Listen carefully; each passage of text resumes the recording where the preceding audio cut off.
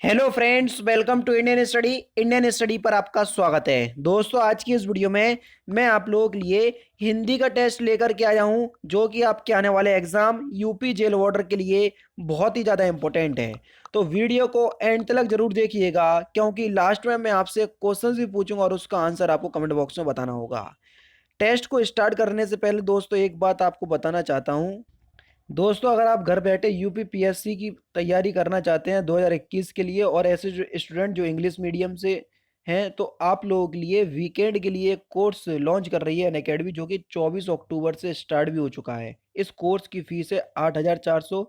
लेकिन अगर आप मैं एक रेफरल कोड दे रहा हूँ, जिसका लिंक डिस्क्रिप्शन में दिया हुआ है और लिखा भी है वहाँ पर यूपी एग्ज़ाम 10, वहाँ से आप इस कोर्स को 10% के डिस्काउंट के साथ 7,560 में खरीद सकते हैं। अच्छा, ये जो आपका कोर्स है, ऐसा नहीं है कि केवल प्री के लिए हुआ। प्री, मेंस और इंटरव्यू तक की आपकी तैयारी जो है इसी फीस में आपको करवाई जाएगी। इसके बाद आपसे कोई भी अलग से पैसे नहीं लिए जाएंगे। और ये जो आपका कोर्स है अनअकैडमी के बेस्ट एजुकेटरों के द्वारा पढ़ाया जा रहा है। तो अगर आप इच्छुक हो तो प्लीज़ दोस्तों, डिस्क्रिप्शन में लिंक दिया हुआ है, तो एक बार ज़रूर से चेक कर लीजिएगा। तो चलिए स्टार्ट करते हैं और देखते हैं पहला क्वेश्चन। पहला क्वेश्चन से आपका कि भारतीय संविधान में किन अनुच्छेदों में राजभाषा संबंधी प्रावधानों का उल्लेख है। अब देखो, हिंदी भारत की राजभाषा है, आप सभी लोग जानते हैं। ये कौन से आर्टिकल के तहत है? आर्टिकल 343। यानी कि इस क्वेश्चन का पहला ही ऑप्शन करेक्ट हो जाएगा, और ज़्यादा हमें आगे जाने की जरूरत है ही नहीं है। सा हा कौन से व्यंजन है? मैंने आपको बताया, ये जो आपके व्यंजन है, इन व्यंजनों को हम संघर्षी व्यंजन कहते हैं। क्या कहते हैं दोस्तों? संघर्षी व्यंजन कहते हैं। सा हा, इनको ऊष्म व्यंजन भी कहा जाता है। ठीक है, संघर्षी व्यंजन, ऊष्म व्यंजन, बात बराबर में है। इस बात को ध्यान रखना। यानी कि इस क्वेश्चन का तीसरा ऑप्शन जो है वो आपका बिल्कुल क्या हो जाएगा? करेक्ट हो जाएगा। निम्नलिखित में से अल्प प्राण वर्ण कौन से हैं? अब देखो, अल्प प्राण क्या होते हैं, महाप्राण क्या होते हैं, अघोष क्या होते हैं, सघोष क्या होते हैं। अगर आपको ये जानना है तो आपको मेरी वीडियो देखने पड़ेगी वर्णमाला वाली, क्योंकि वर्णमाला वाली वीडियो में मैंने आपको सारा अच्छे तरीके से समझाया हुआ है। ठीक है, तो वो देख लोगे तो समझ में आ जाएगा। अब यहाँ पर मैं थोड़ी ना समझा सकता हूँ, क्योंकि उसका पूरा चार्ट होता है, का वर्ग, चा वर्ग, खा वर्ग, इस तरीके से पूरा चार्ट होता है, और वहीं से मैं समझाता हूँ। ठीक है, तो आपका जो सही आंसर हो जाएगा वह हो जाएगा का और गा, ये अल्प प्राण वर्ण है। नेक्स्ट क्वेश्चन, शुद्ध वर्तनी आपको बताना है। कौन सी शुद्ध वर्तनी है? यहाँ पर तो का और गा आपके अल्प प्राण हो गए। नेक्स्ट क्वेश्चंस में शुद्ध वर्तनी बताना है अधोपतन की। तो देखो, अधपतन ये बिल्कुल शुद्ध वर्तनी है।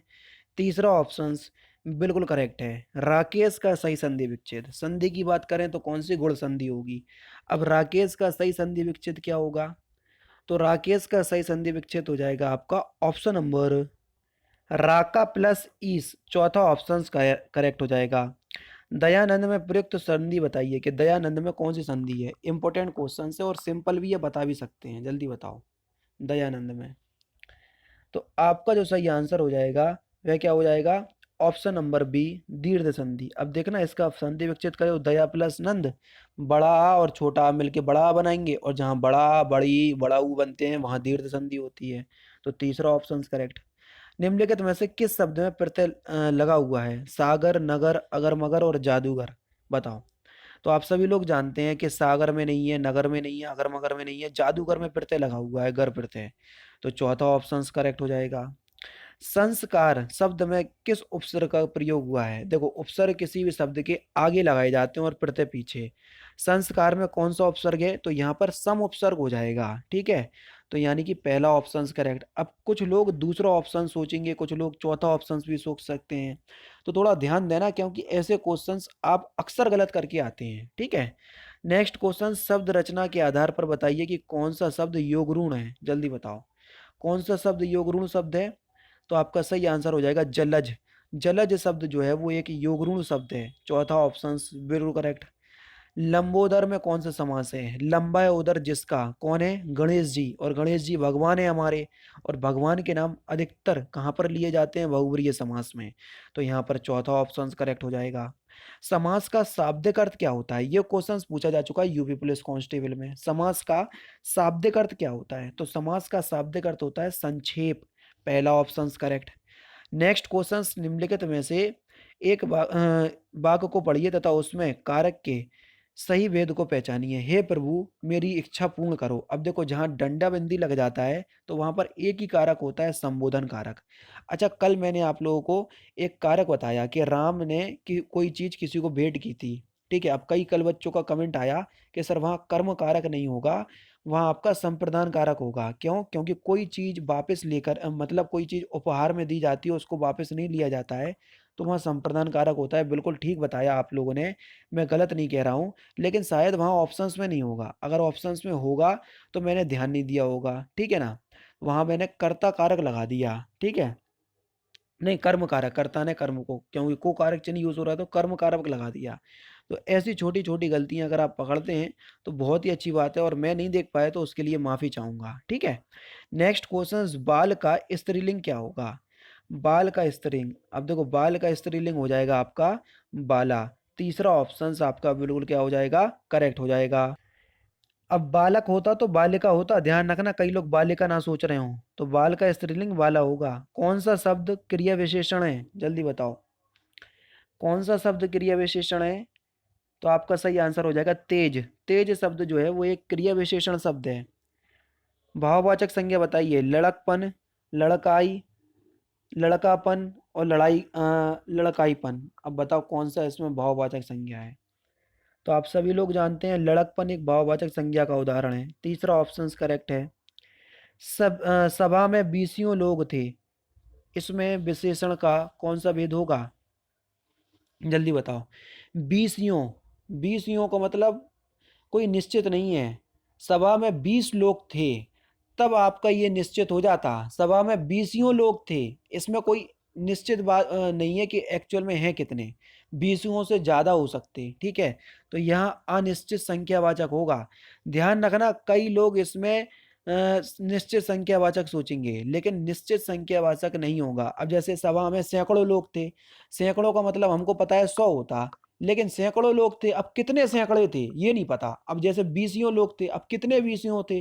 अगर एक 20 था तो यानी कि 20, दो 20 थे तो 40 भी हो सकते। इस ध्यान रखना इस बात को, ठीक है। दामनी का पर्यायवाची क्या होगा? दामनी, तो दामनी किसका पर्यायवाची शब्द है? ये विद्युत का पर्यायवाची शब्द है दामनी। चौथा ऑप्शन आपका बिल्कुल क्या हो जाएगा, करेक्ट हो जाएगा। मृदुल का विलोम शब्द क्या होगा? मृदुल का विलोम शब्द, तो मृदुल का विलोम शब्द हो जाएगा आपका ऑप्शन नंबर डी। मृदुल का विलोम शब्द होगा कठोर। चौथा ऑप्शन से यहाँ पर आपका बिल्कुल क्या होगा, करेक्ट हो जाएगा। क्रिया का मूल रूप क्या कहलाता है? क्रिया के मूल रूप को हम क्या कहते हैं?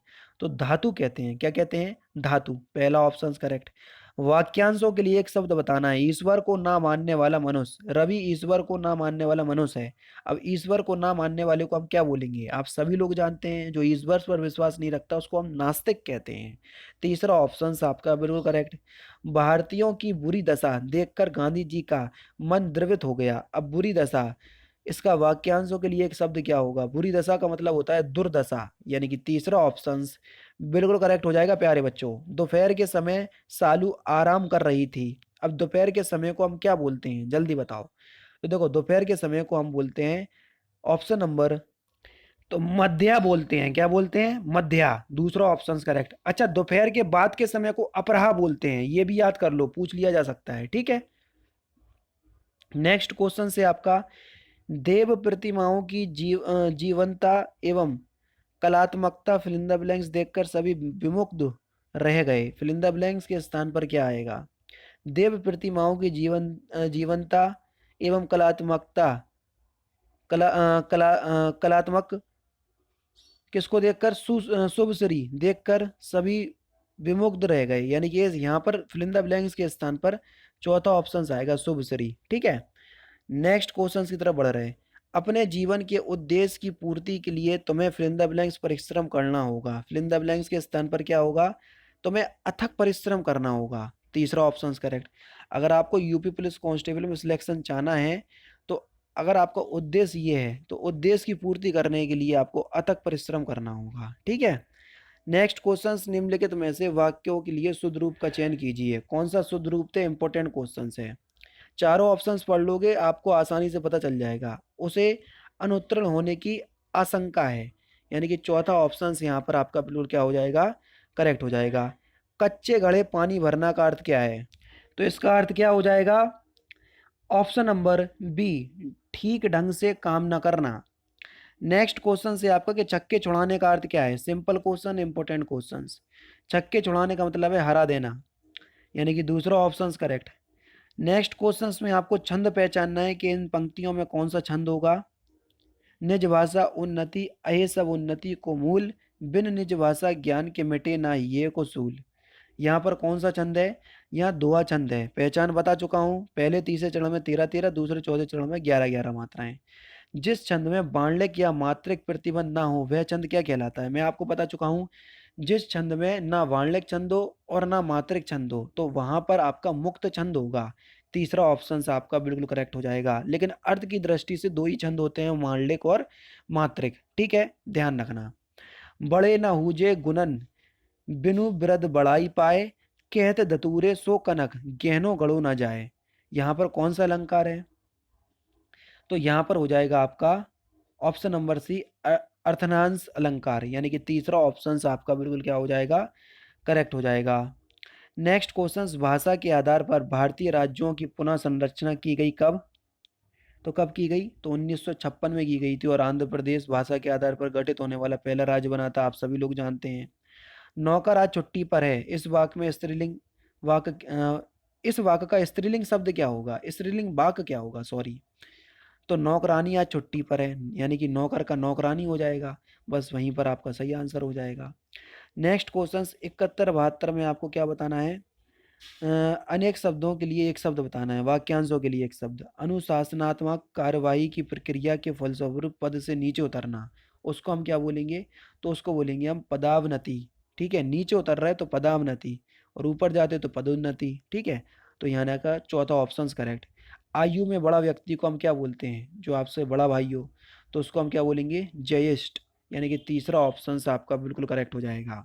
ठीक है, नेक्स्ट क्वेश्चन से आपका, वह व्यक्ति कौन सा है जिसने जवाहरलाल नेहरू का नाम ना सुना हो? ये कैसा वाक्य है, जल्दी बताओ।